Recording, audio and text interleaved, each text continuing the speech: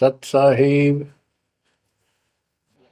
सतगुरुदेव की जय। बंदी छोड़ कबीर साहिब जी की जय। बंदी छोड़ गरीबदास जी महाराज जी की जय। स्वामी राम देवानंद जी गुरु महाराज जी की जय हो।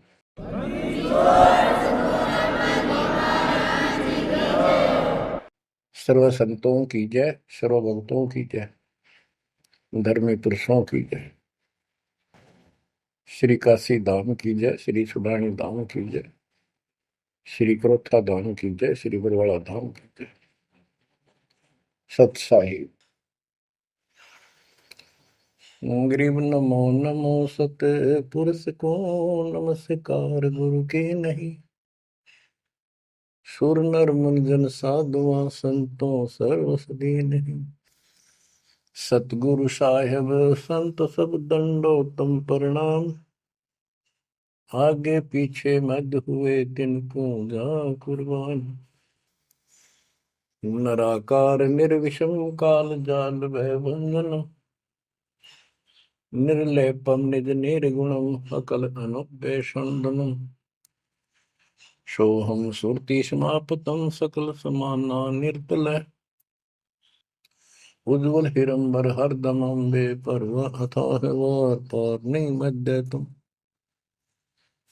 ग्रीव दोष मरत सिद्ध होई गणनायक गलताना। करो अनुग्रह सोई पारस पद परवाना। आदि गणेश मनाओ गणनायक देवन देवा। चरण कमल लाओ आदि अंत करूं सेवा। परम शक्ति संगीत अमृत सिद्धिदाता सोई। अविगत गुण अतीतम सत पुरुष निर्मोही। जगदम्बा जगदीशन मंगल रूप मुरारी। तन मन अर्पों शीसम भक्ति मुक्ति भंडारी। सुर नर मुनि जन ध्यामय ब्रह्मा विष्णु महेशा।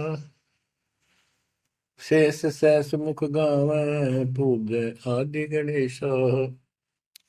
इंद्र कुबेर सरीखा वरुण धर्म राय जावै। समर्थ जीवन जी का मन इच्छा फल पावै। 33 कोटि अदारा जावै सहस 88। उतरै बहुजल पारा कट है यम की फांसी।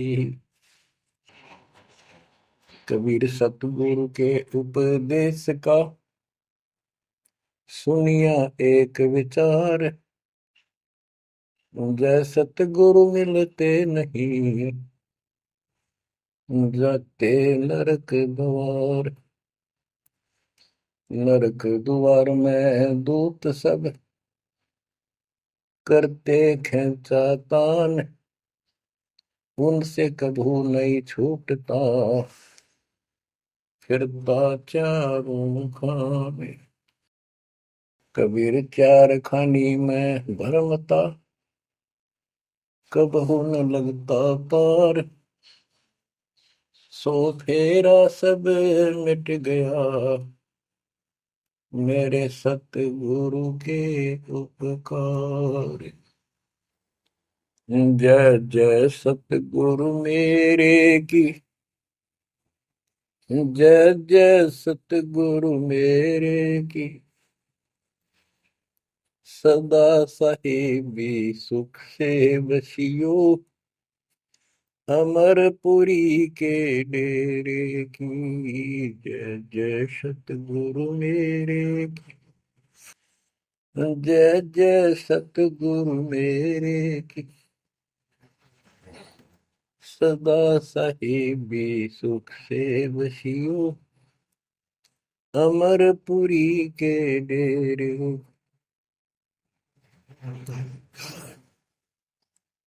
निर्विकार निर्भय तू ही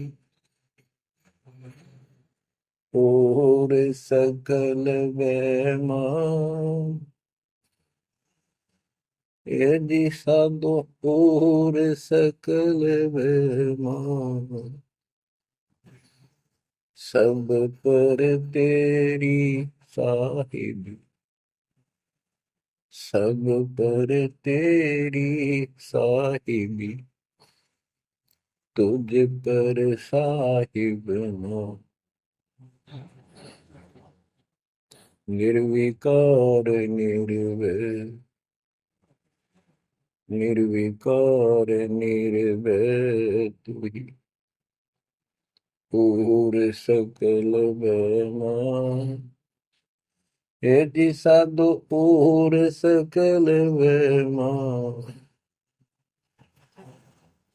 सब पर तेरी साहिब, सब पर तेरी साहिबी, तुझ पर साहिब ना, निर्विकार निर्भय।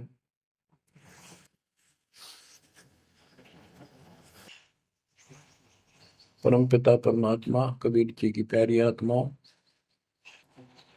परमेश्वर की असीम रजा से, अपने पिता की असीम कृपा से आज इस घोर कलयुग के अंदर अपने को धर्म कर्म करने का प्रॉपर ज्ञान हुआ, विशेष ज्ञान विधिवत, और सच्चा ज्ञान, सच्चा भगवान, सच्ची भक्ति, और आपको पूर्ण सतगुरु प्राप्त हुआ। जो इस गंदे लोक में आकर हम परमात्मा को फिर भुला दिए, भूल गए, भुला दिया हमारे को, भूले नहीं। ये त्रिगुण में माया, रविगुण धर्मा से निकल रहा है गुण, सतगुण विष्णु जी से, तमगुण शंकर जी से हमारे ऊपर इतना जबरदस्त प्रभाव रखता है कि हम सब भूल जाते हैं और इनसे प्रेरित होकर के सारे उल्टे काम करें। ब्रह्मा जी के गुण से या ठाठ बाट की इच्छा होती है, राजपाट की इच्छा होती है, और संतानोत्पत्ति बाई फोर्स कराई जाती है, जीव के वश का नहीं होता। और फिर ममता मोह एक ऐसा रोग लगा रखा है, ये सबता लग जाता है। किसी से 10 दिन ठीक से बात कर ले, उससे मोह हो जा, और अपने परिवार में जन्म लेने वाले बच्चों को से तो होना ही होना, हुआ तो 8% सीने से लगाते हैं उनको। तो होता क्या है, ये काल का आहार तैयार करवाया जाता है। गीता अध्याय 7 श्लोक 12 में कहा है कि अर्जुन, रजगुण तमगुण सतगुण, रजगुण ब्रह्मा, सतगुण विष्णु, तमगुण शिव जी, इन तीनों गुणों के द्वारा जो कुछ भी हो रहा है उसका निमित्त मैं हूं, मैं इनमें नहीं हूं, यानी मैं इनसे अलग हूं, ऊपर हूं। रजगुण ब्रह्मा से उत्पत्ति, सतगुण विष्णु से मोह ममता एक दूसरे में जकड़ देना, सतीथी बोल रहे हैं इसको, अब टिके रहे यहाँ पर, और तमगुण शंकर से संहार। ये है यहाँ का प्रोसीजर। हमारी आंख कतई नहीं खुलती क्योंकि प्रेशर ज्यादा है, इतना दबाव है, जीव की अवस्था नहीं है। आपको इतना ज्ञान सुना दिया और सुना रहे हैं, इस ज्ञान से आपके अंतःकरण में ये फाइनल हो जाएगा एक दिन। क्योंकि बार बार कोई वस्तु सुनते हैं, उसका धीरे धीरे धीरे धीरे असर बनना शुरू होता है। हम बातें सुनते हैं, सत्संग सुनते हैं, विचार मालिक के सुनते हैं, वाणी सुनते हैं, तो एक बार तो कति वैराग आ जाता है कि सचमुच बहुत गलत जगह फंस गए, या कुछ भी अपना लेंगे। और उसके थोड़ी सी देर के बाद, क्योंकि हमें और काम भी करने होते हैं, ये व्यवस्था यहाँ की ऐसी है, तो फिर शाम तक कति भूल पड़ जाती है, बस मंत्र कभी कभी याद आ जाते हैं करने हैं, सुबह दोपहर शाम की वो नियमित सतुति भी याद रह जाती है। बाकी समय हम ज्यादातर अन्य कारोबार के सिलसिले में, रोजगार के सिलसिले में बातें करते रहते, वह फिर से थोड़ी सी भूल पड़ जाती है, फिर जब सत्संग सुनते हो फिर जागृति आती है। ये ऐसे चलेगा, चलने दो। जैसे आपको बताता हूँ, बार बार दास बताता है कि आप बच्चे स्कूल में जाते हैं, अध्यापक आता है, अपना उसका पीरियड लेता है, सबको सावधान करता है, ध्यान से सुनो, तुम लाइन में बैठ जाओ। तो हम बहुत सतर्क होके उनकी एक एक बातों को सुनते हैं, नोट करते हैं, लिखते हैं, फिर याद करते हैं। उसके बाद हम फिर खेलते कूदते भी हैं, बच्चे घर का भी काम करते हैं, माँ बाप का हाथ भी बटाते हैं। लेकिन जो स्कूल के अंदर जो बातें सुनी थी, जो ज्ञान सुना था, वो एक अलग कोने में, मन के हृदय के अलग कोने में डिपॉजिट होना शुरू हो जाता है। और उसके अतिरिक्त हम और भी काम सारे करते रहते हैं जो पहले भी कर रहे थे। एक दिन हम विद्वान बन जाते हैं, वो काम फिर भी कर रहे हैं। इस ज्ञान को रह रहकर सुनने से एक दिन आत्मा कति दृढ़ हो जाएगी कि इस संसार में एक दिन भी रहने का नहीं है, ये संसार एक दिन भी। और कभी भी फिर शरीर यहां से छूट जाए, जाने का टाइम आ जाए, नो प्रॉब्लम। हमारी आस्था सतलोक में जाने की होगी, क्योंकि हमने वहां जाने का टारगेट बना रखा है। पहले तुम्हारा कोई टारगेट नहीं था, मेरे पास जाएंगे कहाँ। उसमें कोई बच्चे में मोह हो जाता, परिवार में मोह रह जाता, यही कुत्ते बनकर जन्म ले लेते। कबीर साहब कहते, जहाँ आशा तहाँ बासा हुई, मन कर्म वचन सुमरियो सो। गीता अध्याय 7 श्लोक 6 में यही स्पष्ट किया है कि अर्जुन, अंत समय में जो जिस भी भाव में भावित रहता है, जिसके ऊपर जिसमें आस्था रहती है, वो उसी को प्राप्त होता है। जब तक हम भक्ति नहीं करते, इस ज्ञान से परिचित नहीं होते, तो हमारा संसारिक संसारिक यानी परिवार में, संपत्ति में, इसमें कभी हम जकड़े बैठे होते हैं। एक उदाहरण दिया करते थे गुरुदेव, एक बूढ़े की मृत्यु होती, किसान था, पशु रक्षा करते थे, मृत्यु होने लगी, उसकी जुबान बंद हो गई। आसपास परिवार के सदस्य आगे, वही पिताजी तो अंतिम टाइम आ गया, वो आगे। तो थोड़ी देर के बाद वो ऐसे संकेत करने लगा, ऐसे इशारा हाथ से। उन्होंने सोचा भाई पिताजी कुछ कहना चाह रहे है, हो सकता कोई धंधा रखा और बताना भूल गया, वो अचानक मृत्यु होगी। एक डॉक्टर बुलाया, उसने पता था कि एक बार ये बुलवा देगा, 500 रुपये लेगा, ऐसा इंजेक्शन लगाता है। वो बुलाया गया, उसने इंजेक्शन ला दिया। पिताजी बता बता जल्दी क्या कहना चाहो थे। एक गाय का बछड़ा झाड़ू मुंह में दे रहा था, उन्हें खराब कर रहा था। जो बोला, देख यो बछड़ा झाड़ू चाबे, तुम कित मर गए, नाश करोगे मेरे गाय पाछे, ये नुकसान कर दिया। 2.5 आने की झाड़ू 500 रुपये पड़ गई हुए। जहाँ साता बासा हुई, वहीं फिर कुत्ता गधा पशु बढ़कर वहीं जन्म लेगा। तो हमारी ये वृत्ति यहाँ से हटेगी इस ज्ञान से। अंतिम समय आप यहाँ कुछ याद नहीं आओगा, इस ज्ञान में सुनते रहे और भक्ति करते रहे, मर्यादित रहे। ज्ञान के साथ साथ यह भक्ति आपको सहारा देगी अंतिम समय में, मन को उधर धकाने के लिए। वैसे नहीं है, धकता है, बहुत ताकतवर है, ब्रह्मा विष्णु महेश मन का आधार मान रहे। ये ज्ञान और इस भक्ति की शक्ति इस आत्मा को न धका देगी ऊपर। अंत समय में सेकंडों के अंदर सतलोक बैठे पाएंगे। इस पर लगे रहना, इस मार्ग से जैसे दास आपको बताता जाएगा। अमर करूं सतलोक पठाऊं, ताते बंदी छोड़ करूं। कबीर साहब कहते हैं, मैं अमर करूं सतलोक पठाऊं भेज दूं, इसलिए बंदी छोड़ कर लाता। अब यहाँ ये क्यों हो रहा है, क्या हो रहा है, आपको सब पता है। पहले तो नहीं था, पर अब पता लग गया आपको, बिल्कुल सही पता लग गया। माता पिता के सामने बच्चे एक या दो तुरंत मर जाते हैं, चक्कर मारते रह जाते हैं, हाथ कुछ नहीं आना, और कई महीने वर्षों तक उनकी याद सताती रहती। हम इतने विवश हैं, हम इतने बंद में हैं, हम कुछ नहीं कर सकते, लाचार हैं। एक राष्ट्रपति किसी देश का, या प्रधानमंत्री, या अन्य कोई शख्स मानता अपने आप को, उसका इकलौता बेटा मर गया, प्रधानमंत्री का, टक्कर मारा वो टक्कर। और उससे पहले जब आकाश में वो हुई थी उसकी तूती, साथ में आकाश में रहा था, उसका दिमाग धरती पे पटक दिया।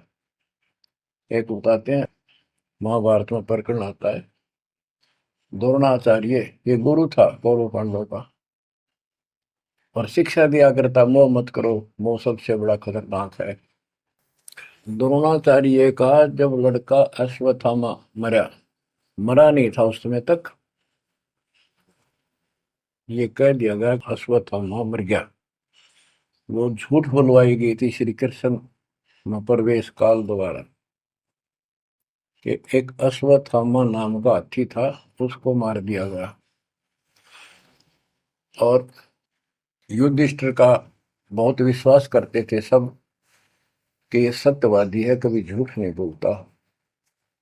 तो काल ने यह चाल चाली कि द्रोणाचार्य पांडवों की सेना को मार डालेगा। बहुत जबरदस्त तीरंदाज है, बहुत गजब का शूरवीर निशानेबाज है, इसको कंडम किया जाए।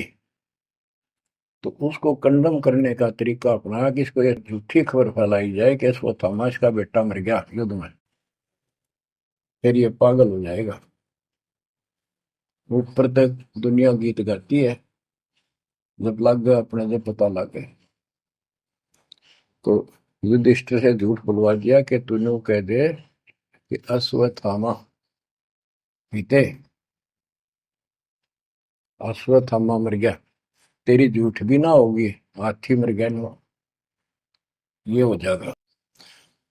तो पहले तो युधिष्ठिर माना नहीं, फिर ये कहा कि हाथी मार दिया है, तो झूठ थोड़ी है।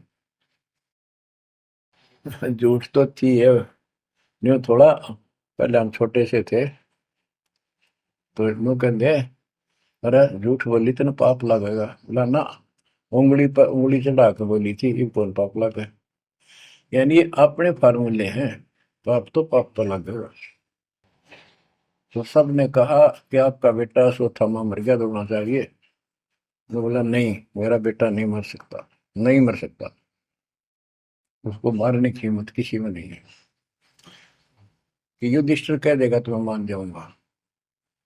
तब युधिष्ठिर ने कहा, अश्वत्थामा थे नर व कुंजर, नर तो जोर तो बोल दिया, व कुंजर, भाई हाथी आदमी या हाथी, ये नहीं कह सकता, वो मन मन में बोल दिया। तो यह बात सुनकर अश्वत्थामा आई थे, अश्वत्थामा मारा गया। आगे कड़ा सुना था द्रोणाचार्य, नरवा कुंजर कह गया वो, इतना पागल ने ढाल हो गया, टक्कर मारा, कति कंडम हो गया, उसने हथियार भी नहीं उठा उसने। और पांडवों ने वो गढ़ जीत लिया उस साइड का जहां वो मोर्चा डटे खड़ा था। तो बच्चों, ये मोह इतना जबरदस्त है, जीव के बस का नहीं है। और बनता कुछ नहीं, बचाओ कुछ नहीं। तो इसका बचाओ अब है तो ज्ञान हो। ये ज्ञान जो दास बता रहा है, ये आपके हृदय में जच जा कति, ये कुछ भी अपना नहीं है। 100 की 100 साची है, पर मन मानने तैयार नहीं, आत्मा को दबाए रखा है। ये सब काल आहार हमसे पैदा कराया जाता, जैसे कसाई बकरे पालता है। कसाई बकरे पालता है, उनके लिए चरागाह बनाता है, सुंदर तालाब बनाता है पानी पीने के लिए, उनके लिए छाया, गर्मी, सर्दी, ओलों से बचने के लिए शेड डालता है। पहले झोंपड़ी डाला करती थी, तो उस घास फूस के और लकड़ी, अब टीनों का शेड बनाते, पंखे लगा दिए जाते। और ये समझो कि जैसे कसाई ने 3 पाली रखे हैं नौकर, एक बकरे मोल लाके वहां छोड़ता है, दूसरा उनकी पालन पोषण करता है, और तीसरा उनमें से निकाल के और अपने कटवा देता, बेच देते हैं, कसाई को सौंप देता है। ये प्रोसीजर है यहाँ पर। जैसे कसाई कभी कभी आता रहता है, बकरों को देखता है, संभालता है, तो उनके कमर पे हाथ मारता, शरीर पे, और वो उसको अपना एक बहुत हमदर्द मित्र मानते हैं, मालिक मानते हैं। देखो हमारे को कितनी सुविधा दे रखी है, पानी क्या, घास क्या, गर्मी सर्दी से बचने का। वो देखता तो हाथ मार के ऐसे है कि ये कितनी कीमत का हो गया, कितना मांस है इसमें। और वो समझते हैं ये प्यार करे हमारे से, कसाई लाड करता है, वो भी उसको प्रतिफल में जीभ से चाटते हैं उसका हाथ, प्यार करते हैं। और कई कई तो उसके ऊपर पैर फैला कर उसको प्यार देना चाहते, सीने से लगाना चाहते हैं बकरे। ऐसा पशु भी प्यार देते हैं, उसको अपना मान। वो देख रहा है इसमें मांस कितना है, और नौकरों को बता देता है इन इनको निकाल लो। उसका कोई रहम नहीं है, कितना लाड करो, कितने उसके गुण गाओ। उसने उद्देश्य यही है, उसका मतलब यही था, उनको पालने का। कबीर साहब कहते खाई खुराक का पैन पोशाक का यम का बकरा पलता है। या बढ़िया बढ़िया माल खा के, और सुंदर सुंदर कपड़े, ड्रेस, कटपट फैंसी के कपड़े, ये पहनेंगे वो पहनेंगे। कहते खाई खुराक का पैन पोशाक का यम का बकरा पड़ता है। काल के बकरे पड़न लग रहे हो तुम। इन बातों को बच्चों अच्छी तरह हृदय में बैठा लो एक कोने में। संसार में रहेंगे, रहना पड़ेगा, लेकिन परमात्मा की शरण में रहेंगे, मर्यादित रहेंगे। काल का कोई अटैक आप पर नहीं होगा, ना आपके परिवार पर होगा, ना किसी धन संपत्ति व्यवसाय पर होगा। ये सत्कर मान लेना। हम मर्यादा को हल्के में ले लेते हैं, और ये हमारे विनाश का कारण होता है। गलती हम करते हैं, कोई काल का ऐसा अटैक आने का समय हो गया और वो नुकसान हो गया, तो भक्ति और छोड़ देते हैं, हो गया सर्वनाश। भक्ति छोड़ दी, भगवान की शरण छोड़ दी, फिर और कहाँ ठिकाना रह गया। कटी पतंग हो गई। कटी पतंग का कोई अस्तित्व नहीं रहता, कुछ देर उड़ जरूर सकती है, अंत में पता नहीं कि कर पेड़, बबूल के पेड़ में उड़ के फड़फड़ कर काटती है। ऐसे फंसे रह जाओगे तुम इस काल के जाल में, कांटेदार झाड़ियों में, इस गंदे लोग। तो बच्चों इस बात का सख्त ध्यान रखो, यदि आपने यहाँ से निकलना है, मर्यादा ना टूटे। और मर्यादा ये पता नहीं कितने प्रकार से टूट जाती है। जैसे हमने किसी को सेवा दे दी, भाई क्या सेवा कर लो, शुक्रिया दाता का, मजदूरी मिली, खुश हुई, फिर कह दिया ये त्याग दे, छोड़ दी, दूसरे को दे दी। बता फिर दुख क्यों मानना।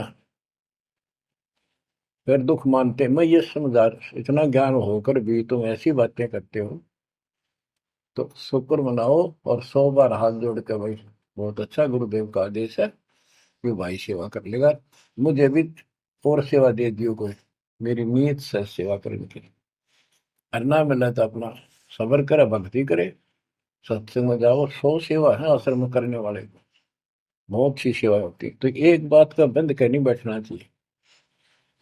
ये प्रार्थना आती है, मेरे को कोऑर्डिनेटर की सेवा फेर दियो, ये भी कमजोरी है। जैसे एक डॉक्टर के पास बूढ़ा आदमी गया, कमजोर सा, वृद्धावस्था में अस्थि पिंजर बने जा शरीर का, जाके बता डॉक्टर जी मैं खड़ा होता हूँ तो चक्कर आते हैं, क्या करूँ। डॉक्टर बोला कमजोरी है, वीकनेस ऑफ बॉडी। बोला पिंडी दुख है, पिंडी, पैरों की। डॉक्टर बोला कमजोरी है। फिर वो व्रत बोला जी, मेरे सारा शरीर में भड़कुआ रहती है, यानी सारे शरीर में दर्द सा बना रहता है, चबक चबक नाड़ी करती है। डॉक्टर बोला कमजोरी है। वो वृद्ध गुस्सा होकर बोला डॉक्टर ने, तो डॉक्टर है गम चक्कर है, एक का बात जाना है कि कमजोरी है, कमजोरी है, और भी तुम्हें बताओगा। डॉक्टर बोला ये भी कमजोरी है, this is also due to weakness. ये क्रोध भी कमजोर आदमी ने घनाया कर, यह भी कमजोरी है। तो बच्चों यह सारी ये कमजोरी है जो मर्यादा से नारी हटकर करोगे, चाहे कुछ भी कर लियो। मर्यादा को हल्के में ना लो। जैसे हमने इतने सारे नियम बना दिए, भक्ति करनी है तो इनका पालन करना पड़ेगा, नहीं तो फिर गधे बनकर कुमार के नियम में चलना पड़ेगा। एक कदम भी अपनी मर्जी से नहीं जा सकते, बैल बनकर नाथ डल जाएगी, छच्चर बनकर बग्गी में दौड़े जाओगे, रेडी में, फिर चलेगी क्या आपकी मर्जी। असंग जन्म तन मृत्या हो गए, जीवित क्यों ना रे। दवा दस दर मद मैल मठ बोरे, बोर ना दे धरे रे। तो बच्चों जीवित मर लो, इन बातों को छाती में धर लो, हृदय में बैठा लो, कति मस्तिष्क में। ये संसार आपका नहीं है, ये परिवार आपका नहीं, ये संपत्ति या कार कोठी तेरी नहीं, गरीब काया तेरी है नहीं, ये माया कहाँ से हो। चरण कमल में ध्यान रख, इन दोनों को खो, इनको भूल जा, अपने गुरु जी के चरणों में ध्यान रख, उनके बताए दिशा निर्देश के आदेश से आधार से अपना जीवन निर्वाह कर। बच्चों आंख खोल लो, बार बार ये बातें बताई जाती हैं। जब ऊख चुक हो जाएगी फिर तो रोना शेष रहेगा, नथिंग एल्स। इस मार्ग में अहंकार इंसान को मारता है। किस चीज में अहंकार करो, माया होगी तो अहंकार होगा, कोई पोस्ट पद ठीक सी होगी तो अहंकार होगा, शरीर स्वस्थ है, थोड़ी सी जान, अहंकार हो गया, एक परिवार में पांच चार लाठी ठाणिये हो गए तो अहंकार हो गया, और अपने बॉडी की ताकत का अहंकार।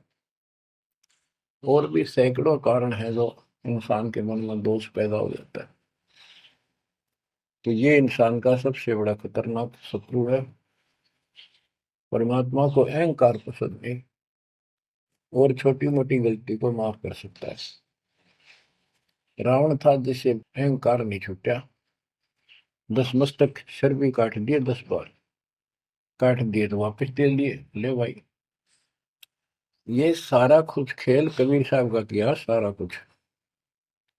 ये आत्मा परमात्मा की है, चाहे आज राक्षस है, चाहे कोई कसाई है, चाहे देवता है, चाहे ब्रह्मा विष्णु महेश है, चाहे कीड़ी आती छोटे जीव है, कोई स्त्री पुरुष है, बालक बच्चे, जीव जंतु सब उसके हैं। काल चाहता भक्ति से खत्म हो जा, ये भक्ति में इनकी आस्था खत्म हो, मालिक चाहता है इनकी भक्ति में आस्था खत्म ना हो, फिर तो कति गए काम क्या है। जो भी जैसी साधना मालिक के नाम पर बैठ कर कहीं कर रहा है, उसके पिछले संस्कार से, उस भक्ति से जो उसको मिलना है, उसके साथ साथ परमात्मा उसको सहारा देते हैं। जैसे रावण ने सिर काट दिया शिव जी के निमित्त, तो भगवान के नाम काटा उसने, वो भगवान की खोज में निकला था। साधना गुरु गलत मिलने से उसको मार्ग गलत मिल गया, पिछले जन्म के संस्कारी ही इतने सेक्रीफाइस कर सकते हैं, इतनी कुर्बानी कर सकते, वैसे नहीं हुआ करते। तो पिछले जन्मों में वो भगवान का भगत रहा है, फिर इतना बिगड़ गया कि राक्षस बन गया। तो उस मालिक ने उसको 10 शीश वापस दिए, लेकिन बकवाद करी तो अंत बुरा हुआ। उसके कर्म मधु सिद्धि दिशे दीदी की, उनसे धन दे दिया, वो धन भी यही छोड़ गया। गिरफ्त सर्व सोने की लंका होती, रावण शरण दी, एक पलक में राज विराजी, जम के पड़े दी, मन तो सुख के सागर बसरे, और न ऐसा यसरे। क्या मांगो कुछ थिर न राही, देखत नैन चला जग जाई, एक लख पूत सवा लख नाती, उस रावण का आज दीवान बाती। एक पुत्र मांगते फिरते हैं, एक बेटा देते, हे भगवान बेटा हो गया। बेटियों की तो हम गिनती नहीं करते, बेटा चाहिए बेटा।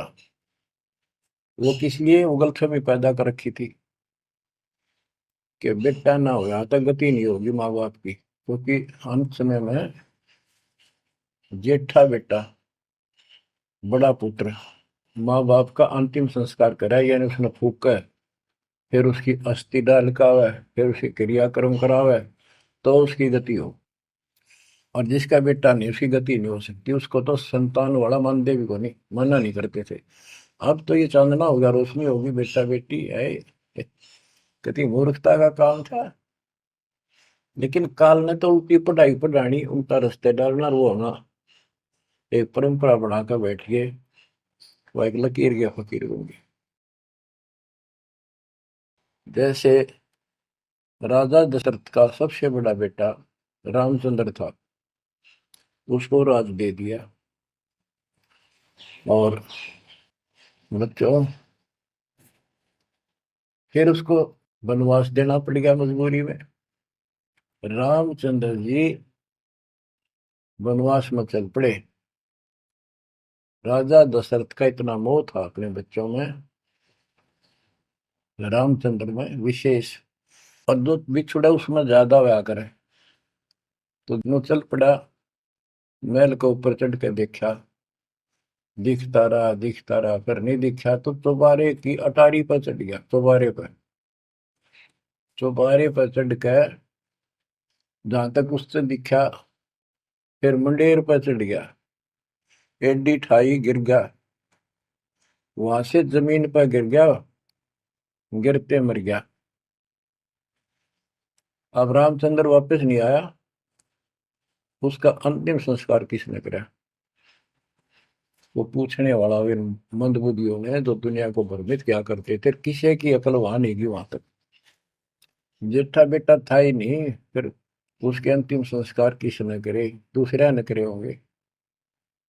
तो ये बात कहने की है, तो इसका मतलब उसकी गति हुई नहीं, बेटा होते हुए भी अंतिम संस्कार नहीं कर सका। तो इन बातों ने छोड़कर सतगुरु कबीर साहब द्वारा जो ज्ञान दिया है, इस पे दृढ़ हो जाओ। देखो, हमारी सारी बात उल्टी है। भक्ति मार्ग में बेटा है, बेटी है, अच्छी बात है। परमात्मा के चरणों में लग गए दोनों, तो हम तो बरी से हो गए, क्यों? भगवान आप पर खड़ा हो गया। और बेटा भक्ति नहीं करता, बेटी करती है, तो एक कौडी का नहीं हो बेटा, किसी काम का। कबीर साहब कहते हैं, राम रटत कन्या बलि, साकर फलाना पूत, छेरी के गलगल थना, छेरी के गलगल थना, जिसमें दूध न बूत। बकरी के गल में एक खाल लटका रहा थन के साथ, व्रत की खाल। कहते वो बेटा था गल का, ऐसे वजन है सिर पर, बेमतलब का व्रत का दिखावा दिखावा है। और वह बेटी अच्छी, राम रटत कन्या बली, सकट बुलाना पूत। तो बच्चों, ये दातम मार्ग है, इसमें सारी बातें पहले से विपरीत हैं। देखो, बेटा ना होगा, बेटी बेटी होगी, तो यहाँ सृष्टि नहीं चलेगी। और बेटी बेटी होगी, बेटा नहीं हुआ, तो भी दिक्कत संसार की सृष्टि में आ सकती है। बाकी भगत का कोई फर्क नहीं पड़ेगा। इन बातों को जो दास कहता है, इनको एक सामान्य बातें ना समझना, निष्कर्ष है इस जीवन का। जिसके बेटी नहीं है, उसको ये तड़प रह जाती है बेटा होता, या भूल के भी ना करना। इन बेटे वाले ने देख लो कितने सुखी, टाइम पर रोटी नहीं, चाह नहीं भी तरसे बैठे बैठे। वो सोचे बड़ा दे देगा, छोटा सोचे बड़ा आप दे देगा, बड़ा सोचे छोटा कह देगा। बड़े बड़े आंखें में आंसू बुढ़ा में। और बेटी आखिरी सांस तक प्यार देती है अपने माँ बाप को। एक आदि ने कमी बात कह नहीं सकते, वो किस्से के बिना होती हो तो आत्माएं खुश होती है आखिरी सांस तक। यहाँ भी हमने देखा, जैसे लड़की रोटी खा रही है और लड़का वैसे बैठा था। माँ ने कहा बेटा वो सामान ला उठा कर, मैं रोटी तैयार बनाऊं भोजन। बेटा बेटा ना लाऊं, यूं कौन खोए अलावे। बेटी तो कहा भी कोई ना, रोटी खाती खाती छोड़ के आन की थी, एक 10 साल का की होगी, लड़का 12-13 साल का। उठ कर रोटी छोड़ के हाथ धोकर और सामान लाकर माँ को दे दिया। लेकिन फिर भी बेटे में मोह ज्यादा और बेटी में नहीं। इसका कारण यह था कि हमने बेटी को बाहर बना लिया इस गलत रीति रिवाज। बेटी तो 15-16-20 साल की मेहमान होती है आपकी। ये तो परमात्मा की बेटी 2 गुना का सुधार करती है। आगे जाके घर बसावे, उस परिवार को भी सुधारे और माँ बाप के अंदर मोह न्यारा रहे। तो भाव ये है कहने का, अगर बेटा नहीं है ना और भगत है, उसके ऐसा भगवान धरती पर नहीं। प्रथम तो वो है जिसका कति संतान नहीं, वो भगवान। दूसरा वो है जिसका बेटा ना हो, बेटियां की करके शादी वृद्धावस्था में अपना ले कमाना जाता है। और बेटी वहां बैठी भी माँ बाप की चिंता करेंगी और कोई ना कोई सुविधा उनको देती रहेगी। और बेटा छाती पर रह के भी खून फूक के जाएंगे, कति साफ दिखाई दे है, इसमें कोई मानो तो ना मानो। लेकिन बेटे भी हैं, ठीक है, और उनमें वो भी भक्ति करो, आप भी करो, कुछ दिन में उनको समझ आ जाएगी। पुत्र वधु भी भगवान से डरने वाली हो जाएंगी, माँ बाप का ध्यान रखें, वैसे कोई विकल्प नहीं इसका। लेकिन इस दुख को हम अच्छा मानते हैं पुत्र ना होने से। हम तो काल ने गधे बना रखे हैं। जितना कष्ट हमें रहे और वजन लग जा रहा है तो हम सीधे चला, और कम हो जाता मानने को नहीं। हमारा तो जैसे एक माई का पुत्र मर गया 15-16 साल का, और भगत थी, टक्कर मारी, रोना पड़े है कि बस की बात है, पाला पोसा ले जाता का। फिर उसने थोड़ा सब्र हुआ जैसे। उस दूसरे जो एक और बिना भगत थे उनके पड़ोस में, जो उनके लड़के की शादी होगी,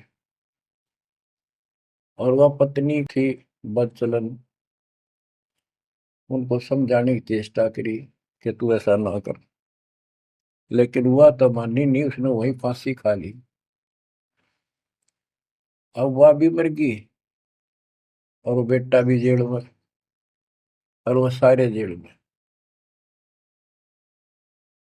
वो दहेज के कारण, एक बेटा था ऐसे ही, उसने बहू को प्रताड़ित किया दहेज लेने के लिए। गरीब घर की लड़की थी, उसने सुसाइड कर लिया। वैसे सुसाइड करना कोई विकल्प नहीं है, इसे गंदे आदमी को छोड़कर कुमारी रह ले, अपने घर पर बैठ गया। तो उस बेटे के कारण माँ बाप ने भी सजा हुई, बहनों तक भी जेल होगी। इसे बेटे ने के फूका, ईसा तो पहले मर जाता था, अच्छा था। लेकिन हम इस बात को मानने को तैयार नहीं है, ना मानने के जब क्या कर लोगे, काल तक आ गया, मारे जाओ टक्कर। तो कहने का भाव ये है कि इन विचारों से अपने मन को सेट रखो, परमात्मा जो करता है वो सही करता है। जैसे आपको बताते रहते हैं, एक बार हजरत मूसा जी, यहूदी धर्म के प्रवर्तक में, से किसी ने पूछा सत्संगी ने कि आज के दिन सबसे बड़ा इल्म वाला यानी ज्ञानी कौन है। उसने अपने आप को बताया, तो उसका अल्लाह बोला, जिसको खुदा मानते हैं, जिसने कुरान का ज्ञान दिया, बाइबल का दिया। कि मूसा तने ये बात बहुत गलत की, मुझे अच्छा नहीं लगा, तुमने अपने आप को कैसे कह दिया मैं सबसे विद्वान हूँ। अब मूसा जी भी अपनी जगह ठीक थे जी, यो ज्ञान आपसे प्राप्त हुआ, आप भगवान खुदा हो, और खुदा जो ज्ञान देता हुआ सबसे उत्तम होता है, मैं उसी के आधार पर कह दिया। बोला नहीं, तेरा ज्ञान तो अल खिजर के ज्ञान के सामने फासिक भी नहीं, कुछ भी नहीं है। तो अलखिजर के पास मूसा जी पहुंच गए। अलखिजर जी ने कहा, कबीर साहब थे वो, कि मेरी तो बातों को माननेगा नहीं, विश्वास नहीं करेगा, जो मैं को बातें माननी पड़ेगी, कोई ऑब्जेक्शन नहीं होना चाहिए, और बोल लेगा नहीं, सुन देखता देखता रही। वो बोला, मूसा जी बोले, बिल्कुल महाराज, जैसे आप कहोगे, मुझे सब्र करने वाला पाओगे, कतई मैं ऑब्जेक्शन नहीं करूंगा आपकी बातों में।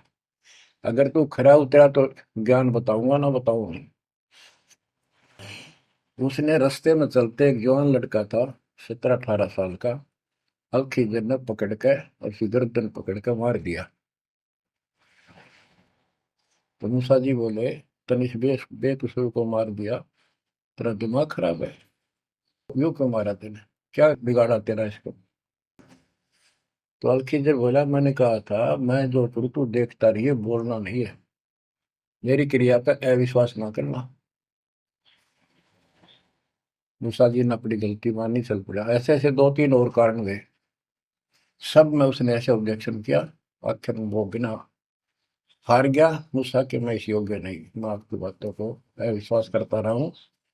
लास्ट बता दिया कि इस क्रिया के बाद तो फिर ऑब्जेक्शन किया तो मैं तेरे से बात नहीं करूंगा, ना पे बताऊंगा।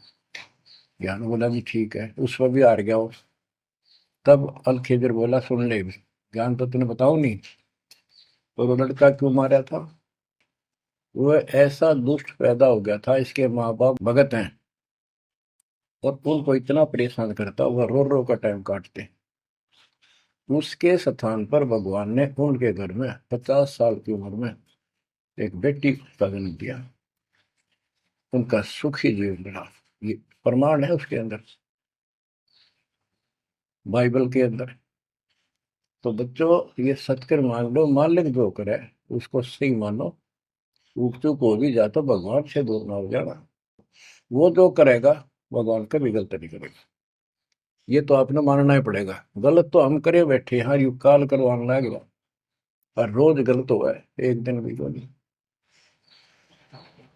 तो बच्चों, परमात्मा की प्रत्येक क्रिया पर विश्वास रख कर चलो तुम। हमने चाहे कितना नुकसान होता दिखे, राज्य करमता राम की रजा दर शीश, दास गरीब दरस परस, तिस बैठे जगदीश। हम अपनी विचारधारा को ऊपर रखा है, जो घिसी पट्टी और बिल्कुल बकवादों से भरी होती है। इस कारण से हम भगवान पे विश्वास, गुरु जी पे विश्वास, और सब क्रियाओं पे विश्वास करके अपने कर्म छोड़ के फिर काल के जाल में फंसे रह जाते। और वहां कुछ है ही नहीं वो तो सारे उल्टे कर्म, बेसिक परंपरा बनावटी है। बच्चों, विश्वास करो अपने बंदी छोड़ पे, विश्वास नहीं करोगे तो मार खाओगे। गरीबदास जी कहते हैं, गरीब सर्जन अर्जुन को सतगुरु मिले, मक्के मदीने माही, 64 लाख का मेल था, दो गन सब ही जाही। गरीब चंडाली के चौक में सतगुरु बैठे आए, 64 लाख गारत गए, दो रहे सतगुरु पाए। गरीब सरजुन अर्जुन ठाहरे, सतगुरु की प्रतीत, सतगुरु यहाँ ना बैठिए, यो द्वारा है नीच। गरीब ऊंच नीच में हम रहे, हांड चाम की दे, सरगुन अर्जुन समझियो, रखियो शब्द स्नेह। बच्चों, सरजुन और अर्जुन नाम के दो मुसलमान थे। इनके नाम तो मुसलमान पद्धति पर थे। परमात्मा मक्का मदीने में गए तो वहां बहुत से चमत्कार किए। इन दोनों आत्माओं को समझ में आई ये बात। फिर ये सारी संगत में वहाँ मुसलमान थे, 2 वक्त मुसलमान हुए। इन्होंने कहा, वैसे तो काफी थे मुसलमान भी, पर ये विशेष दृढ़ थे, सब नियमों का पालन करने वाले थे। तो इनका नाम बदल के सरजुन और अर्जुन रख दिया। परमेश्वर कबीर जी ने संगत की परीक्षा लेने के लिए एक लीला की। कि ये विश्वास करते हैं या नहीं करते हैं। क्योंकि भक्तों में गुरुदेव के आदेश का भी पालन कम होने लगा था। जैसे एक लड़की थी, उसको ज्ञान हुआ वो गलत काम करती थी, वैसा थी। अपना जीवन सुधारने के लिए मालिक से ज्ञान सुना, सत्संग में आने लगी, तो संगत वाले उसको धिक्कारने लगे। गुरु जी से बताया, गुरु जी ने सत्संग के माध्यम से कहा, भाई आपने इस चीज से कोई लेना देना नहीं, कोई सत्संग सुनेगा नहीं तो आत्मा कैसे साफ होगी, कपड़े को पानी साबुन लगेगा नहीं, उसका मैल कैसे उतरेगा। फिर भी वो जैसे तैसे अटपट करते रहते हैं। एक दिन मालिक ने परीक्षा ली, एक लड़की उस वैश्या को हाथी पर बैठाया, हाथी किराए पर लिया, हाथ में गंगा जल, सफेद पानी बोतल में भर लिया जैसे शराब हो, लड़की के कंधे पर हाथ रख लिया, सारी काशी में घुमा दिया, साथ में रविदास जी थे। तो जितने भी सबको पता चलता है, लोग देखते गए, शिष्यों को बुला बुला के लाओ, देख हम तो क्या करते, वहां पर वैश्या तक जाती है, दुल्हा कैरेक्टरलेस है। पहले तो हम भगवान क्या करते उसको, इतने सुख दे दिए, जिसमें जान निकली पड़ी थी, टोटा दुखी कर रहा था, शरीर में कष्ट थे, कहीं सुबह का रोटी भी नहीं थी, और इतने ठाठ कर दिए गुने दिनों में। जब तो भगवान थे, आज वो शैतान लगे। ये हमारी कमजोर बुद्धि, जीव बुद्धि की सोच थी। सब परमात्मा को छोड़कर दूसरी साधना करने लग गई। गरीबदास जी कहते, बड़ुआ बड़ुआ सब कहे कोई ना जाने खोज। क्यों ऐसे किया था उस मालिक ने, इसको कोई नहीं समझ सका। दास गरीब कबीर कर्म, बट सर का बोझ। कि वो इतने शिष्य बना लिए थे, उसका भार गुरु पे होता है उनको पार करने का। और वो सारे निकम्मे हो गए थे, अविश्वास कर रहे थे, मर्यादा का पालन नहीं करते थे, तो एक का झटके में सारे आप पड़ गए, वो भार सारा उतर गया। तो उस समय अर्जुन सर्जुन बाहर गए हुए थे, उनका ड्यूटी लगाई थी, तू जाया करो मुसलमानों के मेला में, वहां समझाओ लोगों को। तो मक्का मदीना से ये आए। उस समय सारी लीला हो चुकी थी, और कबीर साहब उनकी परीक्षा के लिए उस दिन भी उस लड़की के घर जा बैठे, वैश्या के आंगन में।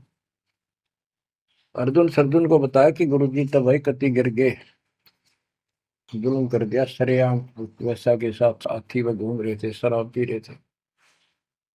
अर्जुन सर्जुन को विश्वास नहीं हो रहा था कि ऐसी क्या बात कर रहे हो, ऐसी बात कहने से ही पाप लगता है गुरु जी के प्रति, तुम ये बोल क्या रहे हो।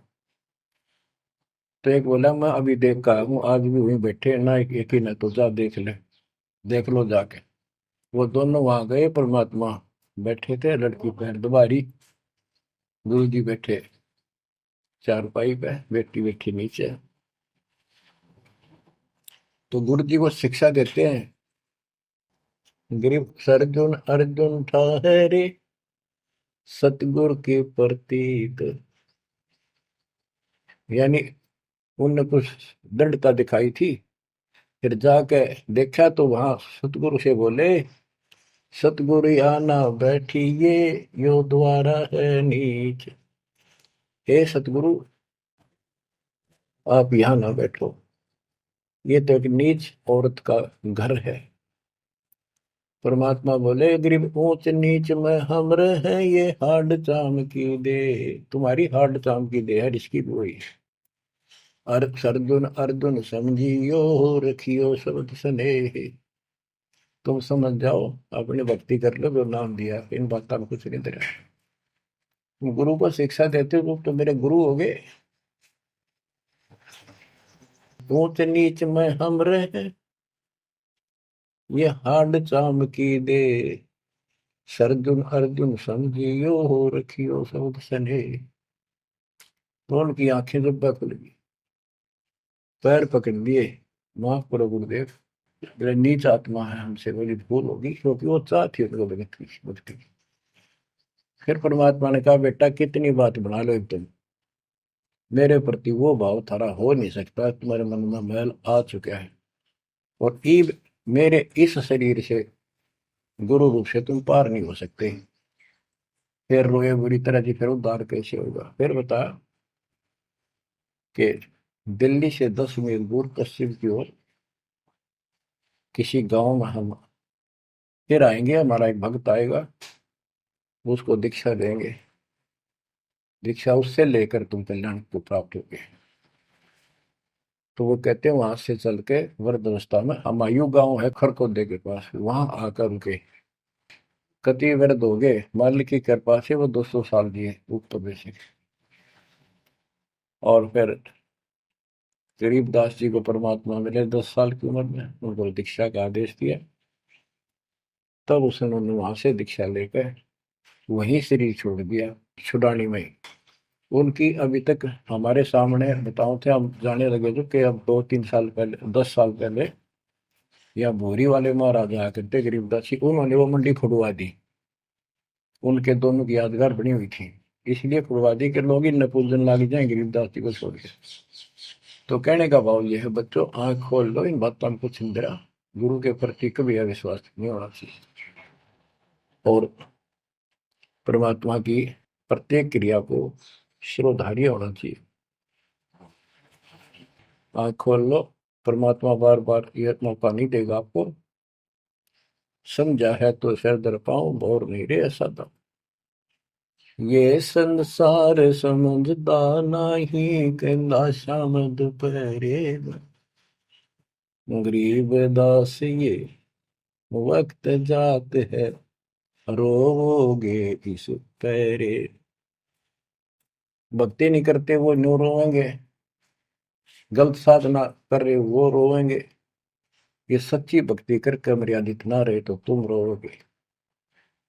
कभी सीधे हो जाओ, समर्पित हो जाओ, मालिक के चरणों में सदा ध्यान रखो, बुराइयों से बचो, सेवा सुमन दान करो, मर्यादा का निर्वाह करो, मालिक आपको मोक्ष दे। सत्साई।